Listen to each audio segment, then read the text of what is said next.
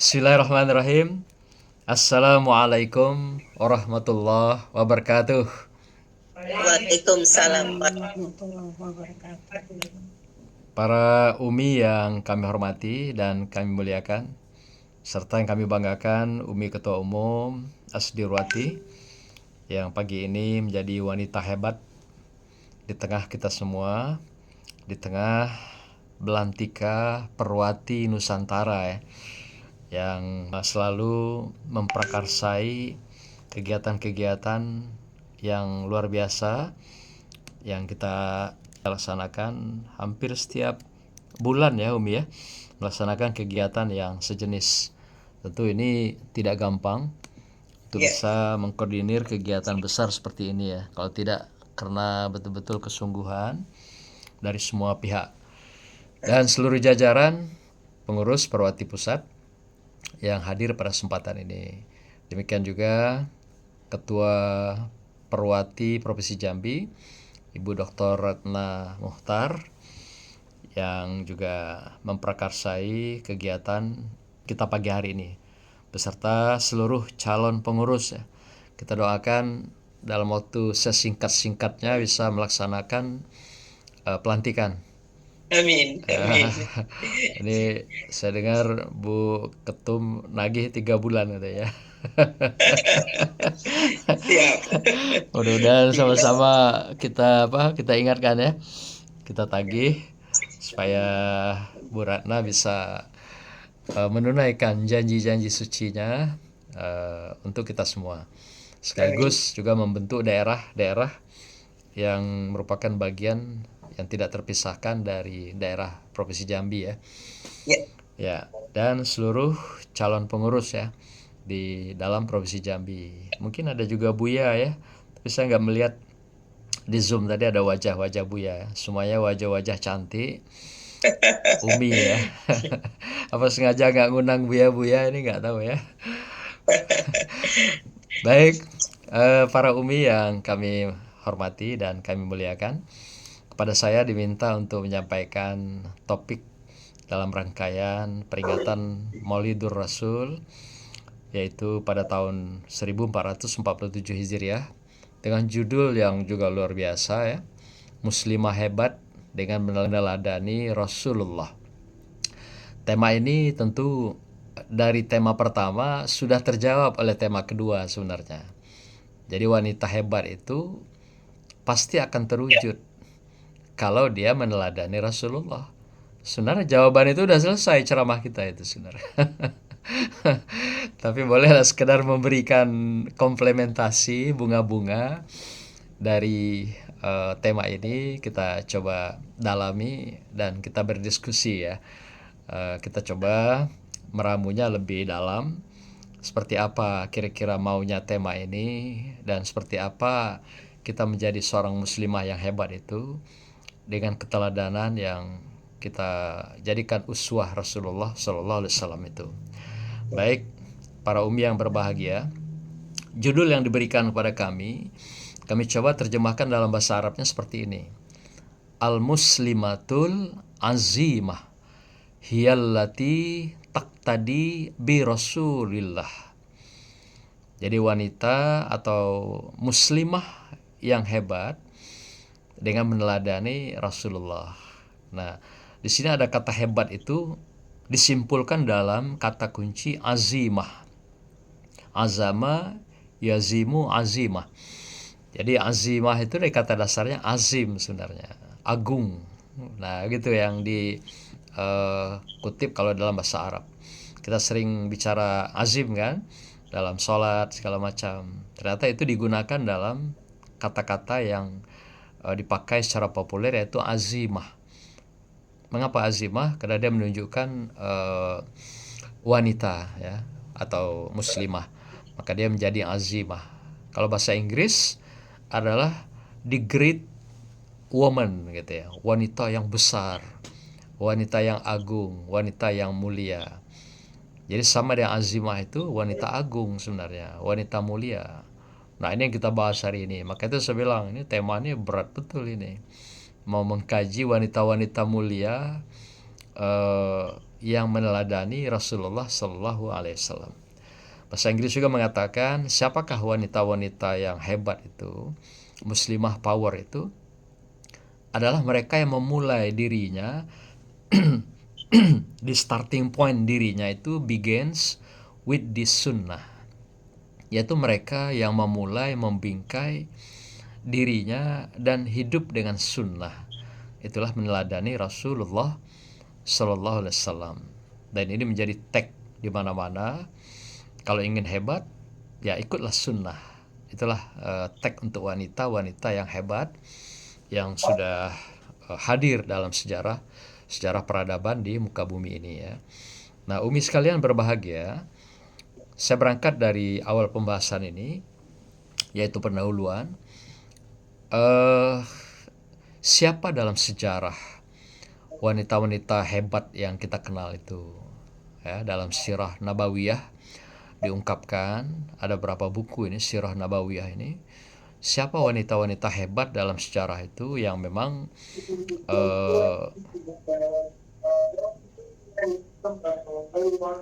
bisa di bisa di mute itu. Ada yang lagi tadarusan ya. Oke.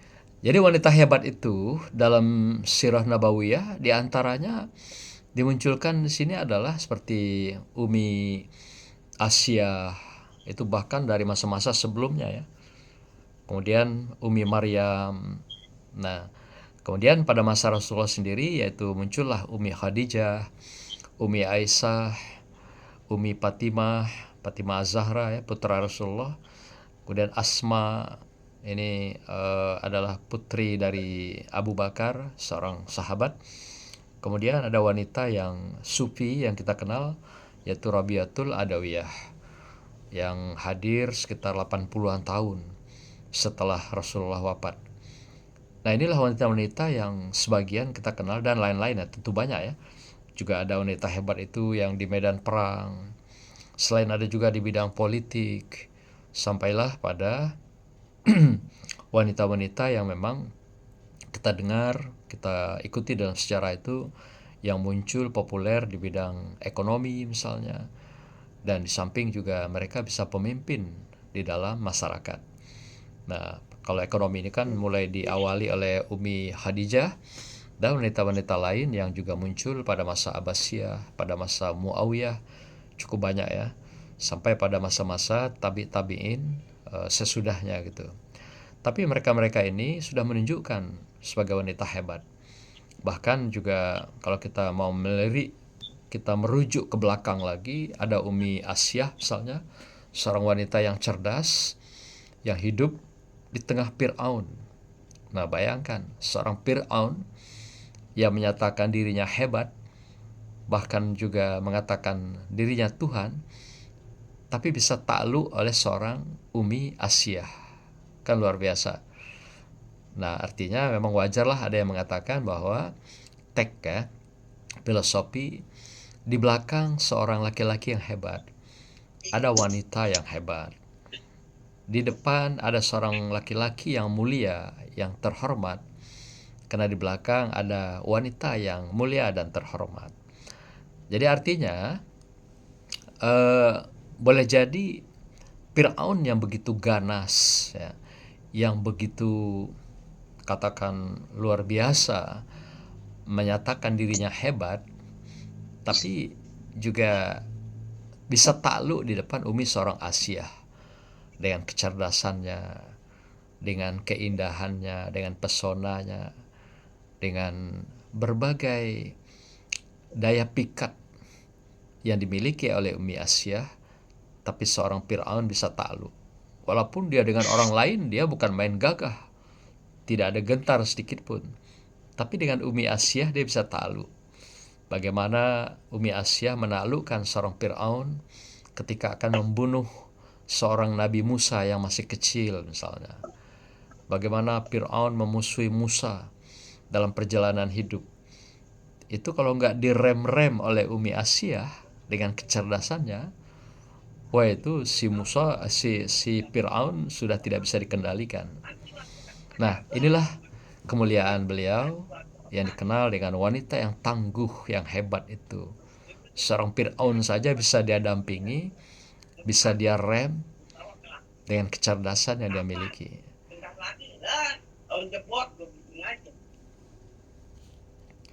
Demikian juga tataran sejarah berikutnya ada Umi Maryam yang monumenkan di dalam Al-Quran, seorang wanita suci yang bisa menjaga kesuciannya mulai dari dia gadis muda belia sampai dia melahirkan seorang nabi dan rasul, yaitu Nabi Isa alaihissalam. Ini luar biasa. Walaupun orang mengatakan dia dengan beragam gelar, sumpah serapah, tapi dia tetap berada dalam istiqomah, tetap dengan kesuciannya, tetap ikhlas, tetap taat kepada Allah Subhanahu wa taala. Apapun kata orang, kata dia. Nah, kita kadang-kadang kan hari ini tidak kuat apa kata orang gitu kan. Nah, tapi Umi Maryam, seorang yang ikhlas istiqomah, bisa hidup dengan luar biasa, dengan tangguh dan hebat pada zamannya gitu. Demikian juga Umi Khadijah, seorang yang dikatakan wanita yang mempesona yang hadir di tengah Rasulullah. Kenapa dikatakan mempesona? Ternyata Umi Aisyah itu memiliki dua pribadi ganda yang menyatu dalam diri seorang Umi Khadijah, sehingga Rasulullah tidak bisa melupakan Umi Khadijah itu di sepanjang hayatnya. Apa pribadi mempesona itu? Selain beliau adalah seorang ekonom, ya, pengusaha hebat, di samping juga seorang politisi sebenarnya kalau saya lihat dari gerakan-gerakan dia. Apa yang membuat dia itu mempesona di hadapan Rasulullah? Pertama, dia punya pribadi yang sangat matang, dewasa dan mandiri. Itu ciri-ciri orang yang mempesona bagi wanita. Yang kedua, apalagi yang membuat Umi Khadijah itu mempesona? Dia juga tidak mengabaikan sikap-sikap seorang wanita yang lembut, yang kekanak-kanakan, yang manja, yang ngelendot kepada Rasulullah.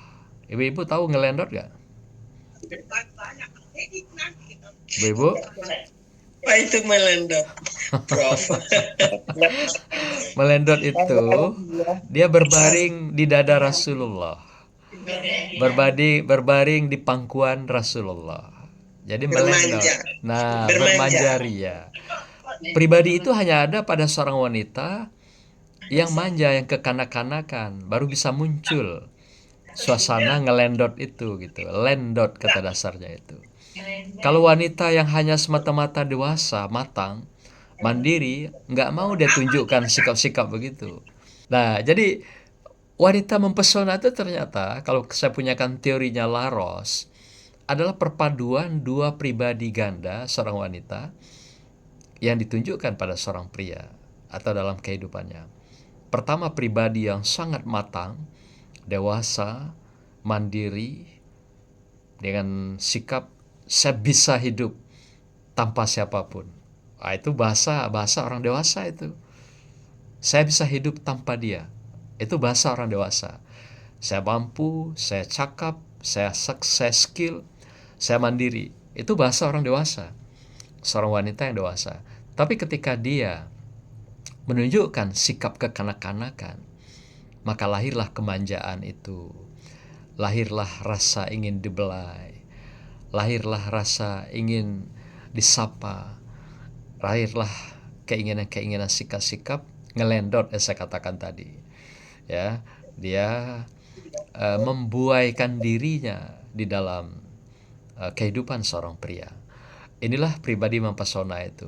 Kalau Anda baca buku Laros ya, judulnya itu juga pribadi mempesona. Ternyata saya menemukan sirah Umi Khadijah itu adalah pribadi yang mempesona dan relatif hampir tidak dimiliki oleh wanita-wanita yang lain yang pernah mendampingi Rasulullah.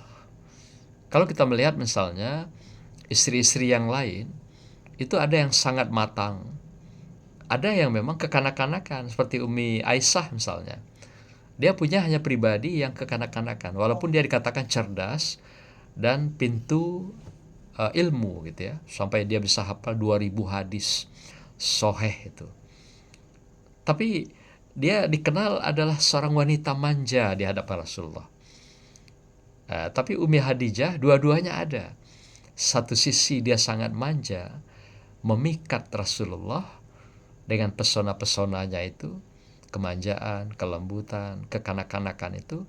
Tapi juga Umi Hadijah memiliki pribadi yang luar biasa, sangat mandiri, mengayomi, proteksi, dan juga orang yang sangat menunjukkan kemampuannya di dalam pertarungan kemasyarakatan dan keumatan.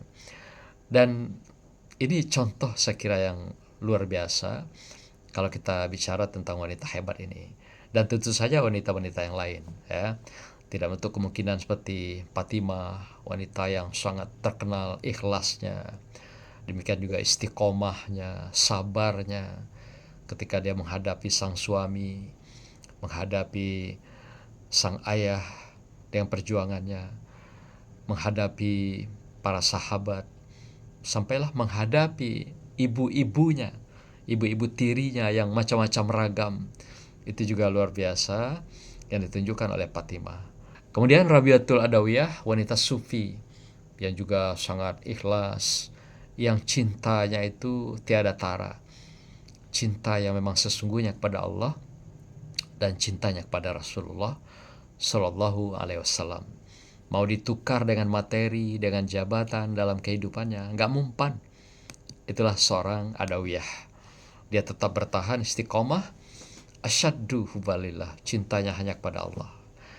Nah, oleh karena itu kita mencoba melihat apa yang membuat mereka itu hebat dalam sirah atau sejarah ini. Ternyata mereka itu hebat menurut para pakar dan juga ayat Al-Quran dan hadis-hadis yang kita jumpai, itu karena iman mereka. Iman mereka yang memang tangguh, ketakwaan mereka yang tidak diragukan, akhlak mereka yang memang terpuji, karimah, dan pengabdian mereka yang juga tidak hanya sekedar pengabdian pencitraan, tidak hanya sekedar pengabdian-pengabdian untuk mendapat sebuah kehormatan, kemuliaan di mata manusia, tapi betul-betul liya'budun, mengabdi adalah lillah, karena Allah Subhanahu wa taala. Pengabdian inilah yang dimiliki oleh mereka di sepanjang hayat dan kehidupan. Dan yang paling tidak kalah menariknya, pentingnya, cinta mereka yang tanpa reserve, tanpa sebab, tanpa alasan, tapi cinta yang betul-betul lahir dari hati yang dalam, dari hati yang kecil yang dikenal dengan wisdom, hati yang tidak pernah salah. Itulah cinta yang sebenarnya. Tapi bukan cinta karena materinya, karena jabatannya, karena nafsunya, tapi betul-betul cinta karena domir, ya, hati yang paling dalam. Karena dia memang merasa membutuhkan, mendambakan, dan merindukan perjumpaan dengan Allah dan Rasulullah Shallallahu Alaihi Wasallam. Inilah yang dilukiskan dalam surah Al-Baqarah, wallazina amanu asyaddu hubalillah. Mereka-mereka yang beriman itu cintanya itu asyaddu. Asyaddu itu kalau bahasa Arab itu ada tasdik yang sangat kuat, menunjukkan sungguh-sungguh, yang sebenarnya, cinta yang sesungguhnya. Dan mereka-mereka, wanita-wanita ini tidak akan tergoda oleh apapun, oleh dolar, oleh dirham kalau saat itu, oleh rial, materi dan sebagainya. Jadi mereka tidak bisa ditukar dengan materi dunia, dengan jabatan. Itulah cinta yang sesungguhnya. Tapi kalau cinta bisa ditukar dengan materi, berarti cintanya terukur. Cinta bisa diukur dengan jabatan, itu berarti bisa dihitung. Nah, tapi cinta para wanita-wanita hebat ini yang kita katakan dalam sirah ini, asyaddu hubalillah. Tidak ada materi dunia yang mengkalkulasi berapa nilai cintanya itu. Tidak ada jabatan dunia yang bisa dibarter betapa hebatnya cinta itu. Maka jadilah dia seorang wanita yang hebat. Inilah sirah-sirah wanita hebat dalam sejarah para umi yang kita ketahui. Dalam pandangan beberapa ahli pakar, saya mencoba mengangkat teori-teori yang diungkap oleh pakar, di antaranya Yusuf Qaradawi dan yang kedua Fazlur Rahman. Siapakah wanita yang azimah itu? Ya, wanita yang azim itu. Yusuf Al-Qaradawi mengatakan, pertama, hebatnya wanita yang mulia atau wanita azimah itu karena iman, ilmu, dan kontribusi dia di dalam pengabdian. Artinya seorang wanita muslimah belum dikatakan hebat kalau dia hanya imannya hebat, ilmunya hebat, tapi dia tidak berkontribusi dalam pengabdian, keumatan, kerakyatan, kemasyarakatan. Karena ingat contoh yang dilakukan oleh Nabi Musa alaihissalam, pernah ditegur oleh Allah lewat malaikat Jibril, bahwasanya Nabi Musa mengatakan, "Ya Allah, manakah ibadah-ibadahku yang baik yang Engkau terima sebagai ibadah yang sudah aku lakukan dalam kehidupan? Apakah sholat malamku? Apakah sebagai amal-amal yang semuanya sudah aku lakukan, semuanya adalah sebagai bukti ketaatan kepada Engkau?" Lalu Allah tersenyum mendengar apa yang disampaikan oleh Nabi Musa ini. Lalu Allah katakan, apa yang kau lakukan itu Musa, secara vertikal hubungan kepadaku sudah baik. Tetapi satu hal yang engkau belum lakukan, kebaikan-kebaikan, kesolehan-kesolehan, yaitu untuk umatmu, untuk sesamamu, untuk orang lain. Nah, di sini Nabi Musa kena dia. Arti dalam konteks ini adalah pengabdian.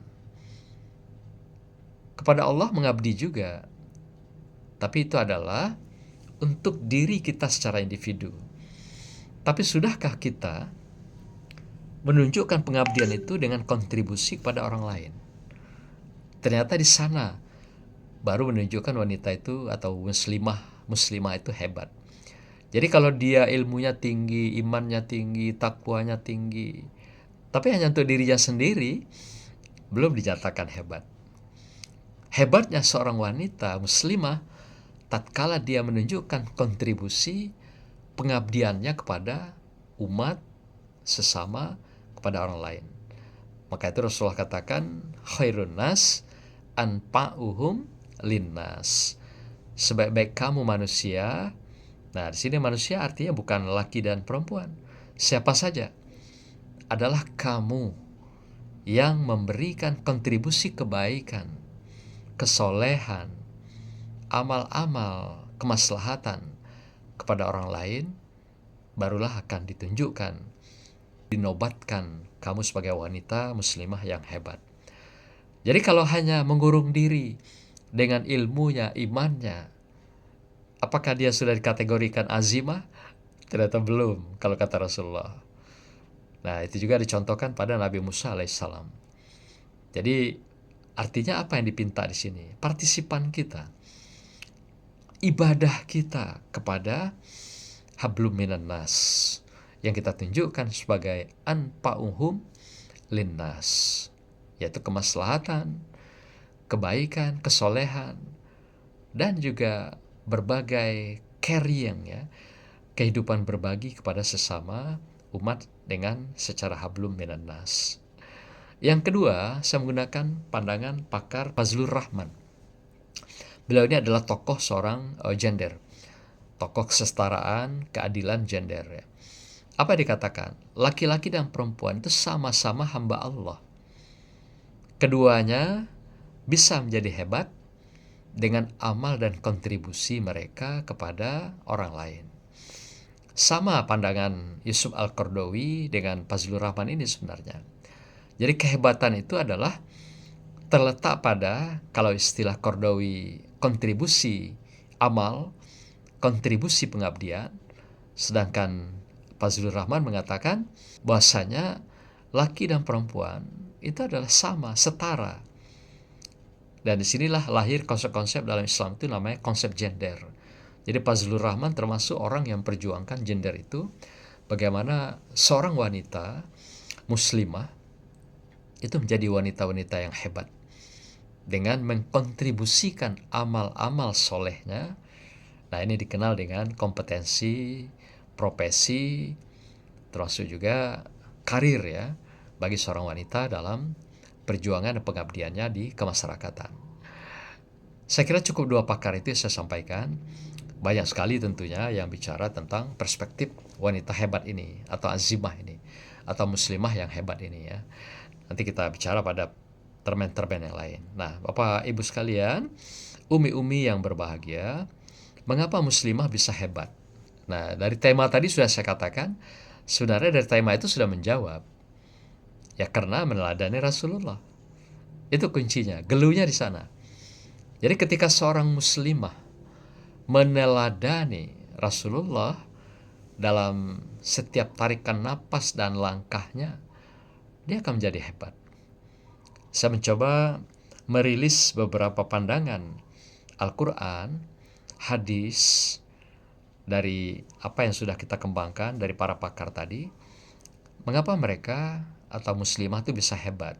Ini di antara yang saya kumpulkan dari beberapa bacaan saya, kajian saya. Yang pertama, apa yang dikatakan oleh Umi Asdirwati tadi, Ketua Umum, yaitu karena Rasulullah itu adalah seorang rasul, seorang nabi ikutan kita, uswatun hasanah.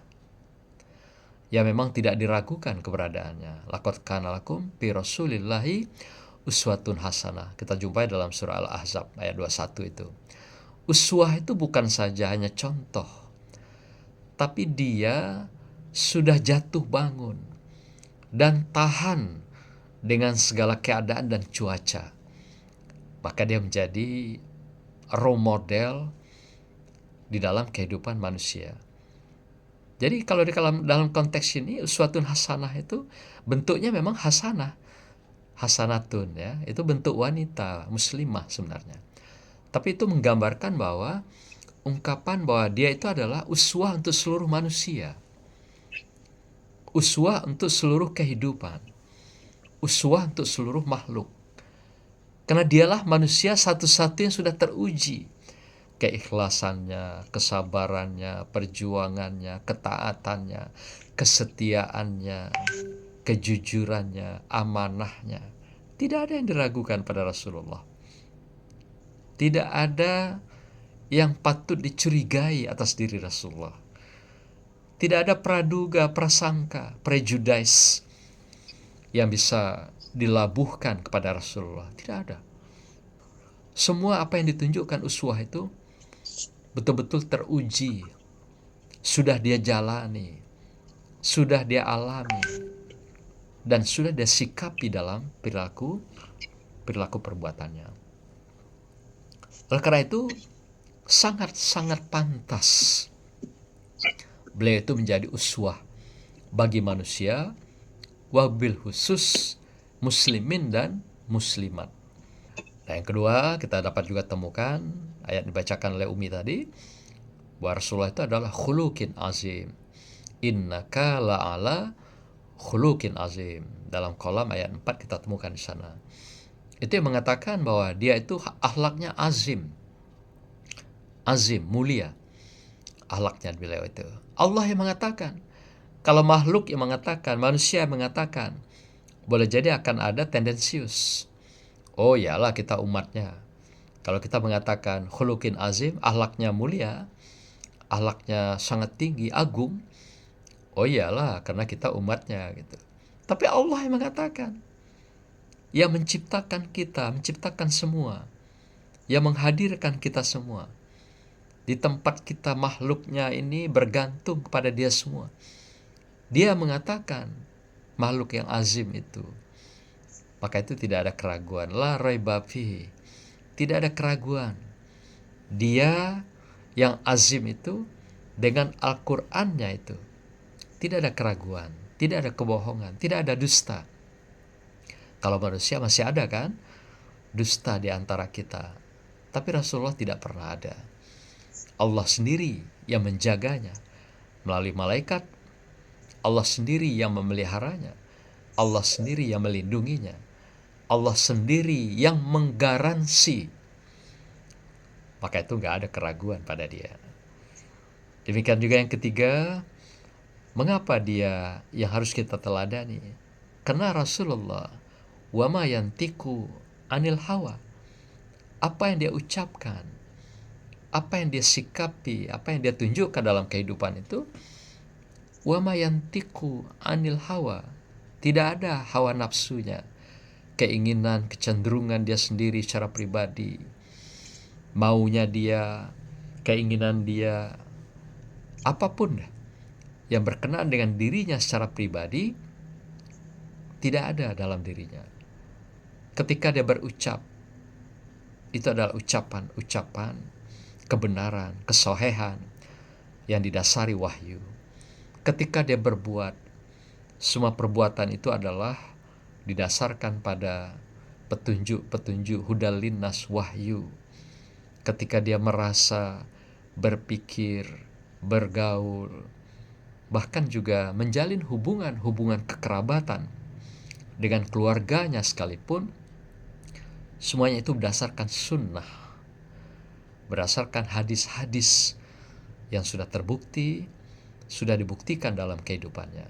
Dan itu semua adalah atas petunjuk Allah yang dijalankan di dalam kehidupannya. Ini dapat kita temui dalam surah An-Najm ayat 3 dan 4. Demikian juga kehadiran Rasulullah bukan saja hanya untuk umat Islam.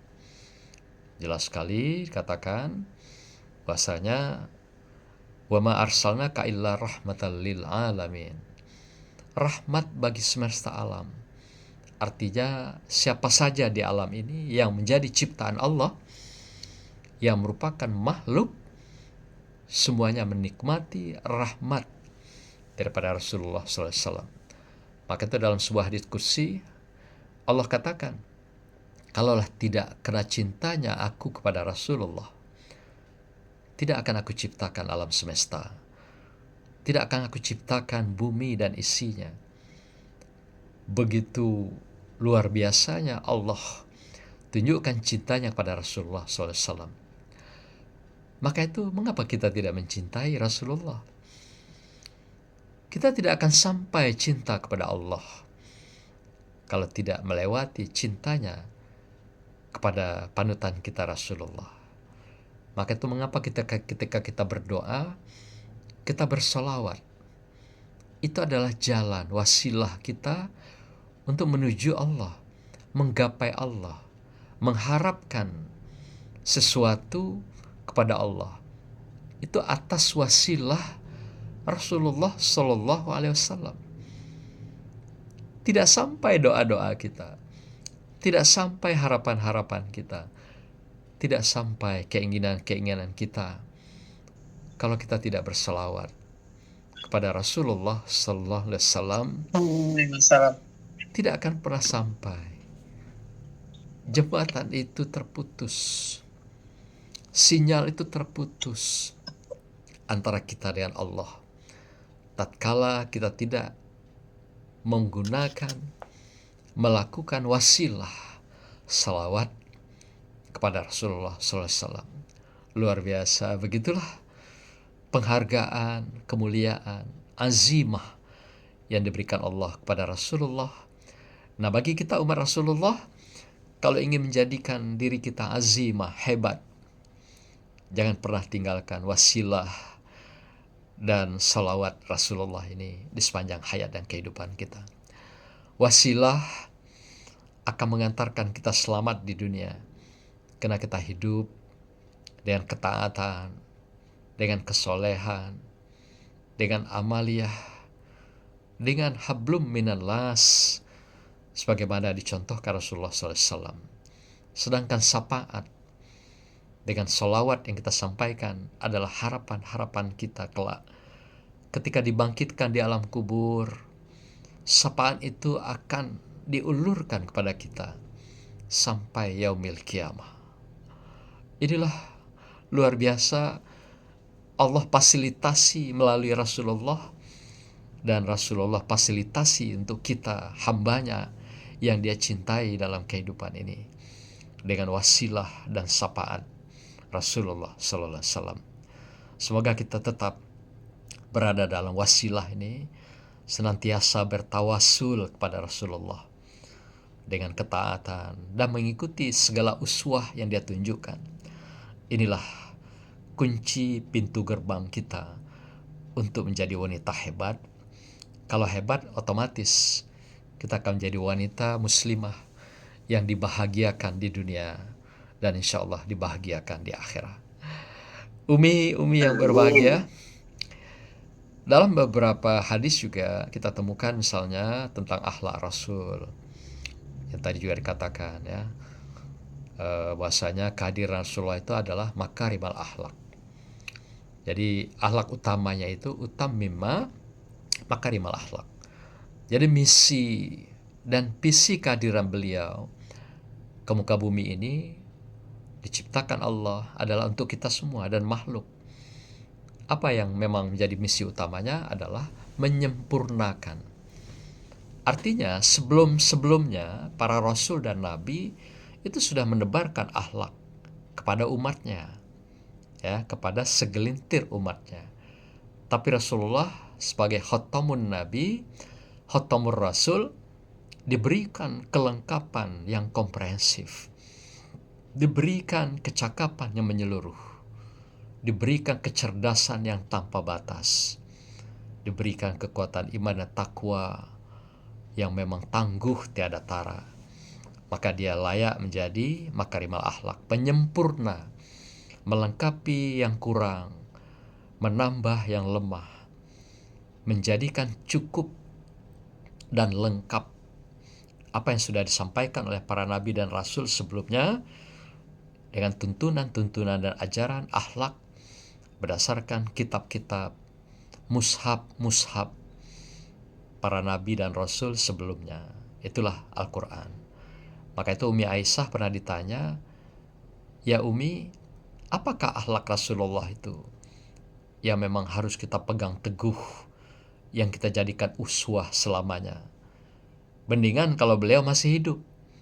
Kalau beliau sudah tiada, apa akhlak beliau yang bisa kita pegang sebagai jalan keselamatan, sebagai guidance kami umatnya ini, kata sahabat bertanya pada Umi Aisyah.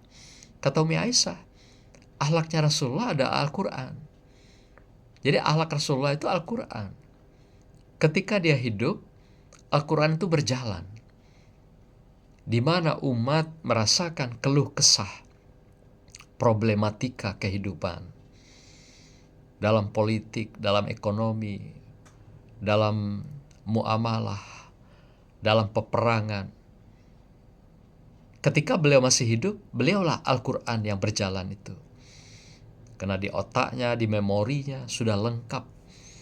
Al-Quran itu diturunkan. Atau juga masih ada yang diturunkan secara bertahap sampai lengkap Al-Quran itu berada dalam memori otaknya. Nah, bagaimana ketika beliau sudah tidak ada lagi? Bagaimana beliau sudah tidak ada di dunia bersama kami, umat sesudahnya? Lalu Umi Aisyah katakan, Al-Quran itulah akhlak beliau. Ketika beliau tidak ada, Al-Quran itulah yang menjadi akhlak kamu di sepanjang hayat dan kehidupan, di sepanjang tarikan napas dan kehidupan kamu. Maka itu Rasulullah pernah berpesan, kamu tidak akan pernah tersesat selamanya apabila berpegang pada dua hal, Al-Quran dan sunnah Rasul. Artinya perilaku-perilaku kehidupan yang sudah dicontohkan oleh Rasulullah di sepanjang hayat dan kehidupan. Inilah yang menjadi pegangan kita, insya Allah. Dengan demikian, dengan teladan yang azim yang kita lakukan ini, inilah yang menjadi kemuliaan kita, kehormatan kita, dan menjadi muslimah yang hebat di sepanjang tarikan napas dan kehidupan kita. Di samping itu, akhlak-akhlak yang lain, kita juga menemukan Rasulullah itu adalah karakter-karakter yang memang tidak diragukan ya. Tidak ada yang memang dikhawatirkan dengan beliau. Seperti yang terkenal akhlak beliau itu 4 yang kita kenal populer ya. Dalam hadis-hadis juga seperti Bukhari, Muslim, Ahmad, hampir semua muttafaq alaih mengatakan karakter beliau itu adalah pertama jujur, sidik. Sidik ini tidak ada tara. Mulai dari kecil beliau sudah digelari dengan sidik itu. Demikian juga dia adalah orang yang amanah dan tabligh, sangat komunikatif dengan bawah, anak, orang kecil, ke atas, orang besar, ke samping, dengan sahabat saudara, dengan keluarga, dengan istri, semuanya. Beliau tunjukkan komunikasi yang sangat interaktif, yang selalu dalam setiap saat kelihatan mesra, selalu setiap saat memikat, selalu setiap saat mempesona bagi orang-orang yang berada di lingkungannya. Melihat wajahnya dia teduh, melihat hatinya, merasakan hati yang dia lapang. Kemudian dilihat cara berfikirnya sangat luas, dilihat pergaulannya sangat-sangat intim dan menunjukkan kekerabatan yang setiap orang ketika berjumpa dengan dirinya tidak ingin berpisah, ingin berlama-lama. Bayangkan orang lain saja ingin berlama-lama berada di sisi Rasulullah, apalagi orang-orang yang terdekat, istrinya, anak-anaknya, dan kerabat-kerabatnya. Itulah luar biasa daya tarik magnet komunikasi Rasulullah yang tidak pernah melukai, mencederai, dan tidak pernah berkata kasar, bicara-bicara yang tidak bermanfaat. Ini menunjukkan beliau seorang yang tabligh, yang betul-betul bisa berbicara pada tempatnya secara proporsional. Di samping beliau adalah yang sangat cerdas, patonah, yang bisa hidup di semua lingkungan, hidup di semua karakter orang. Itulah orang cerdas, bisa hidup, hadir di tengah kehidupan orang lain dalam segala karakter. Dia bisa menari di atas semua karakter orang lain dengan keindahan, dengan kebaikan, dengan kelembutan, dengan akhlak, kesopanan, kelembutan, dan sebagainya. Inilah keindahan-keindahan patonah itu yang ditunjukkan Rasulullah dalam kehidupan. Dan juga yang paling pokok, beliau adalah orang yang tidak pernah munafik. Apa yang ditakutkan Rasulullah pada umatnya itu adalah umatnya itu nanti ketika dia wafat, umatnya menjadi orang-orang yang munafik, khianat. Ternyata khianat itu menurut Rasulullah adalah pintu gerbang. Ketika seseorang, apakah dia pemimpin terkecil sekalipun, sampai pemimpin tertinggi, kalau dia khianat dengan sebuah janji, pasti ke belakangnya itu semuanya adalah kebohongan-kebohongan, dusta-dusta, dan pengingkaran-pengingkaran. Sampailah kepada pencideraan-pencideraan, kezaliman-kezaliman, dan ketidakadilan. Ternyata pintunya adalah khianat. Tidak berpegang dengan teguh janji dan sumpah atau akad yang mereka sudah lakukan. Itu dikatakan khianat. Jadi kalau seorang sudah khianat, pasti dia tidak akan pernah jujur. Pasti dia akan ingkar. Pasti dia akan melepaskan kebenaran-kebenaran itu dengan mudah dan lari dari Allah dengan gampang. Bayangkan, Allah saja bisa dia tinggalkan, dia tipu, apalagi kita sahabatnya, temannya. Itu dengan sangat mudah dia akan tinggalkan, akan dengan sangat mudah dia abaikan, dan dia khianati dalam kehidupan. Maka itu dalam sejarah banyak sekali kisah orang-orang yang khianat ini, apakah mereka sebagai pemimpin, sebagai teman setia, ketika dia khianat, Allah hancurkan. Dalam sebuah hadis yang diriwayatkan oleh Muslim, ada 3 hal yang dicabut atas diri manusia, yang diberikan kepada manusia sebagai murkanya Allah.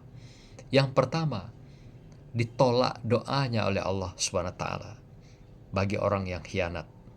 Yang kedua, diangkat berkah kehidupannya, baik pribadi, keluarga, masyarakat, dan secara lebih luas.